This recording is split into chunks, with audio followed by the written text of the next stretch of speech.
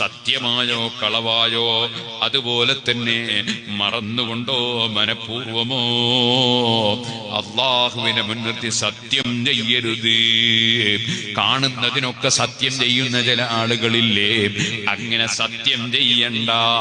രണ്ടാമത്തത് ഇഹ്തിറാദു അനിൽ കദിബി, കളവ് പറയുന്നതിൽ നിന്ന് സൂക്ഷിച്ച് ജീവിക്കണം, കള്ളം പറയാൻ പറ്റില്ല. മൂന്നാമതായി തർക്കു ഖിലാഫിൽ വഅദി, വാക്ക് പറഞ്ഞാൽ അത് പാലിക്കണം, വാക്ക് ലംഘിക്കാൻ പാടില്ല. സാധിക്കുമെങ്കിൽ അത് ചെയ്യണം, കഴിയില്ലെങ്കിലോ വാക്ക് പറയാൻ പോകണ്ട.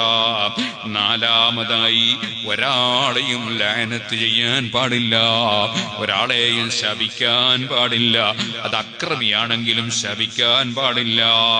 അഞ്ചാമതായി ആരെന്ത് തെറ്റ് ചെയ്താലും അവർക്കെതിരെ പ്രാർത്ഥിക്കാൻ പാടില്ല, ആരെന്തിങ്ങോട്ട് ചെയ്താലും അവർക്കെതിരെ പ്രാർത്ഥിക്കാൻ പാടില്ല.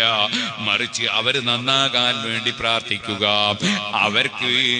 അവരെ നന്നാക്കിയെടുക്കാൻ വേണ്ടി ശ്രമിക്കുക എന്നല്ല.